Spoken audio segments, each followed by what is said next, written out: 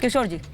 एक मिनट अनामिका जी, मैं चाहूंगा कि मेरे बीच में कोई बोले ना जी। अब मैं आपको बता दूं, हमारी महाराष्ट्र में अपोजिशन की यूनिटी इंडेक्स 100% है और कांग्रेस, राष्ट्रवादी कांग्रेस यानी एनसीपी और शिवसेना, उद्धव, ये हम इंटैक्ट है। हमारे साथ प्रकाश आंबेडकर जी भी है जो आज की रैली में आ रहे हैं। अभी मैं आपको बता रहा हूं कि महाराष्ट्र में आज की सिचुएशन तो ऐसी है, क्योंकि ममता काळे तो दिल्ली में रहती है, लेकिन जैसी तेजस्वी की आंधी है वैसी उद्धव जी की आंधी है। मैं अभी बता रहा हूं कि 48 में से एक भी किशोर भाई, वो आंधी कहाँ चल रही है? दिख तो रही नहीं है, तो पत्ता भी नहीं हिल रहा उस आंधी से। छोड़ दूंगा। किशोर भाई, आंधी बता तो दो कहाँ चल रही है? पत्ता भी नहीं हिल रहा उस आंधी से। तो अनामिका जी अभी मैं बता रहा हूँ। नहीं सर, मैं सिर्फ आपको ध्यान से सुन रही हूँ, आप बोलिए। उद्धव जी जहाँ जहाँ टूर कर रहे हैं, हाँ, जहाँ जहाँ पर टूर कर रहे हैं वहाँ हजारों में लोग दोपहर में आ रहे हैं और वहाँ पे आंधी चल के पेड़ गिर गए। रैलियों में भी देखा हमने आदिवासी। अरे भाई देखिए, बीच बीच में मत बोलिए। नहीं, आप सर, आप अपनी बात कंटिन्यू कीजिए। मैं सिर्फ उद्धव ठाकरे की आंधी की बात सुन रही हूँ आपसे, आप मुझे बताइए, मैं पूरी बात सुन रही हूँ। मैं आपके एक शब्द सुन रही हूँ। मैं बता रहा हूँ 4 जून के दिन आप देख लेना, 4 जून के दिन ये देख लेना, महाराष्ट्र की 48 में से 48 सीटें महाविकास आघाड़ी की आने वाली है, क्योंकि यहाँ पे जो जातिगत इक्वेशन है और किसानों में जो रोष है उससे वो रिफ्लेक्ट हो रहा है। तो बिहार, ठीक है, पश्चिम बंगाल, महाराष्ट्र और उत्तर प्रदेश मोदी जी को 180 के भी ऊपर जाने नहीं देगा। ये तो किशोर भाई, आपने जोक ऑफ द सेंचुरी सुना दिया। नहीं है, जोक ऑफ द सेंचुरी सुना दिया आपने। किशोर जी, आप कह रहे हैं मोदी जी को 180 से भी ऊपर महाराष्ट्र या साउथ से नहीं जाने देंगे। सुनिए तो मेरी बात, मुझे ये बता दीजिए कि जो गठबंधन है वो कितना और किसके पास जाएगा, फिर मैं दुष्यंत जी से जवाब लूंगी। आपने अपने लिए तो कोई टारगेट सेट किया होगा ना सर? एक मिनट। हाँ। नहीं, हमारे को 18 सीटें मिल रही है, कांग्रेस को महाराष्ट्र से 18 सीटें आएगी। कहाँ मिल रही है दादा, ये तो बता दो। और 6 सीटें प्रकाश आंबेडकर के आएंगे। अच्छा, अरे भाई देखिए ना, हमने तो डिक्लेयर कर दी है हमारी सीटें। अब मैं लिस्ट भेज दूंगा आपको। ठीक है। नहीं दुष्यंत नगर, ठीक है, मैंने आपकी बात मान ली, मैंने आपकी बात मान ली किशोर जी। अब मैं आपकी बात से दुष्यंत नगर से सवाल कर रही हूँ। किशोर सर, आपने पूरी बात बोली है, फिर अनुराग जी भी बोलेंगे मुझे नहीं बोलने दिया। कम से कम आप लोग साथ में चुनाव लड़ रहे हैं तो स्पेस भी तो बराबर शेयर कीजिए ना स्क्रीन पे। फिर आप लोग आरोप लगाना शुरू कर देते हैं, बोलने नहीं देते हैं। दुष्यंत जी, किशोर जी कह रहे हैं कितनी सीटें हम जीतने वाले हैं। अरे पहले प्रत्याशी तो उतारिए, तब तो जीतेंगे।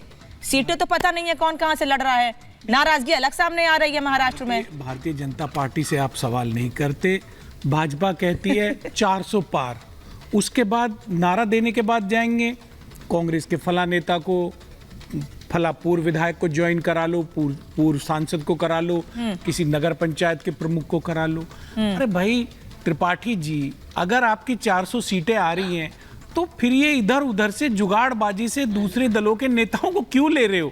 अगर आपके पास इतना भरोसा है, इतना विश्वास है, तो आप बताइए कि कितनी स्मार्ट सिटी बनी, जिस मुद्दे के ऊपर आप सरकार में आए, जिसके लिए लोगों ने आपको वोट दिया, कितने आपने करोड़ युवाओं को नौकरी दी, कितना काला धन जो विदेश में था उसे आप भारत वापस लाने की बात करते थे। आज देखते हैं तो स्विस बैंक में जो धन भारतीयों का जमा है वो दुगना हो गया है। भाई आप देखें, हंगर इंडेक्स में है तो भारत की स्थिति खराब है। कितने जो हमारे बच्चे हैं, 67 लाख जो चाइल्ड्स हैं वो तो जीरो फूड के ऊपर हैं। ऐसी ऐसी रिपोर्ट्स आती हैं कि पढ़ के शर्म लगती है।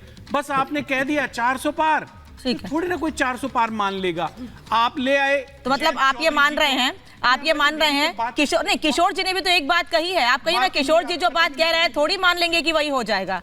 फिर आप ये भी कहिए ना, भारत की जनता तय करेगी ना। हाँ, ना मेरा अपना दावा है, त्रिपाठी जी का अपना दावा है, लेकिन हम लेके जाएंगे जनता के पास, जनता डिसाइड करेगी। ठीक है। अभी आपने शुरू में बाइट दिखाई शिवराज सिंह चौहान जी की, उन्होंने कहा 400 पार जनता का उद्घोष है। हमें कोई जनता में नहीं मिला आज तक ये कहता हुआ 400 पार। सब आपके टीवी पे ही कह रहे हैं और भाजपा के नेता कह रहे हैं और प्रधानमंत्री जी कह रहे हैं। अब राकेश जी से जवाब ले लूं, आपने राकेश जी का नाम लिया इसलिए फिर मैं बिल्कुल भाजपा से जवाब चाहता हूं। राकेश जी देखिए, सच ये है कि अगर दुष्यंत भाई जनता के बीच में जाते ना, तब में उनको सुनाई पड़ता कि जनता के नारे क्या है। ये स्टूडियो में दिन भर बैठे रहा करते हैं, जनता के बीच में जाते नहीं है, फिर जनता की आवाज सुनेंगे नहीं और स्टूडियो की आवाज को मानेंगे नहीं। तो ये बड़ा संकट है, ये संकट आपका है। आपको स्टूडियो से बाहर निकल करके जनता के बीच में जाना होगा। मैं तो आज भी उत्तर प्रदेश के सुदूर क्षेत्र में गोरखपुर में आकर के बैठा हूँ और मैं यहाँ भी देख रहा हूँ कि चारों तरफ जनता लगातार कह रही है कि उत्तर प्रदेश 80 में 80 और अब की बार 400 पार।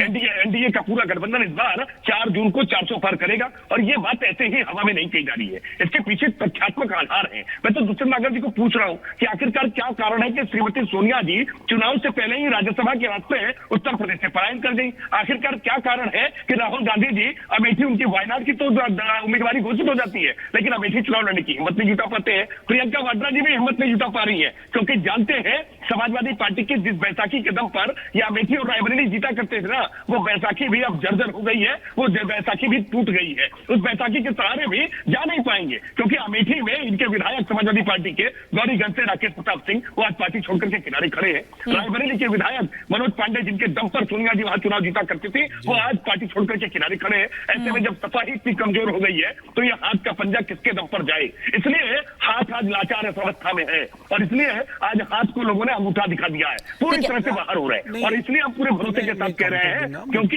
हमने जनता की समस्याओं का समाधान किया है। देखिए त्रिपाठी जी, आपको अगर जनता कह रही है कि 400 पार, उसके बाद भी आपने आरएलडी को जो इंडिया अलायंस के खेमे की थी उसको 2 सीटें दे दी। आप अपना दल को भी 2 सीटें दे रहे हैं, आप राजभर साहब को भी 3 सीटें दे रहे हैं। मोतियाबिंद का ऑपरेशन कराइए, किसी अच्छे डॉक्टर को जाकर के आके दिखाइए। अगर ये सब नहीं दिखाई पड़ रहा है राजनीतिक दलों के साथ सर एक एक करके बोलिए, एक एक करके बोलिए, एक एक करके। मैं इतना कह रहा हूँ, मैं केवल अनामिका इतना कह रहा हूँ कि अगर गाँव में जाकर के आपको 4 करोड़ पक्के आवास नहीं दिखाई पड़ रहे हैं, अगर आपको देश में 9 करोड़ उज्ज्वला गैस के कनेक्शन 10 करोड़ नहीं दिखाई पड़ रहे हैं, अगर आपको 14 करोड़ घरों में नल से जल नहीं दिखाई पड़ रहा है, 50 करोड़ तो आप अपनी आंखों का इलाज कराइए। भारतीय जनता पार्टी के प्रवक्ता सिर्फ रटा रटाया जुमला बोल रहे हैं।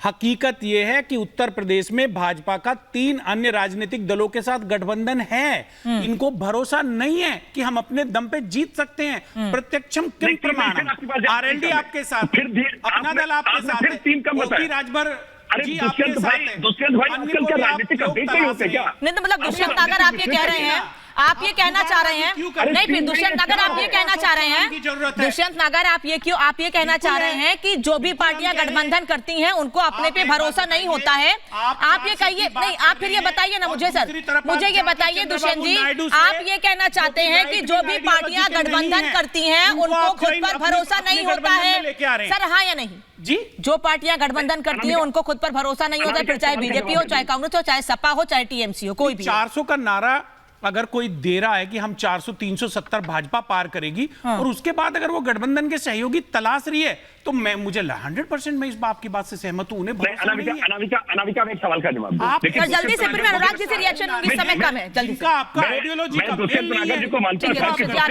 दुष्यंत जी बोलने दीजिए, फिर पार हो गए sir 20 second, Rakesh ji 20 second.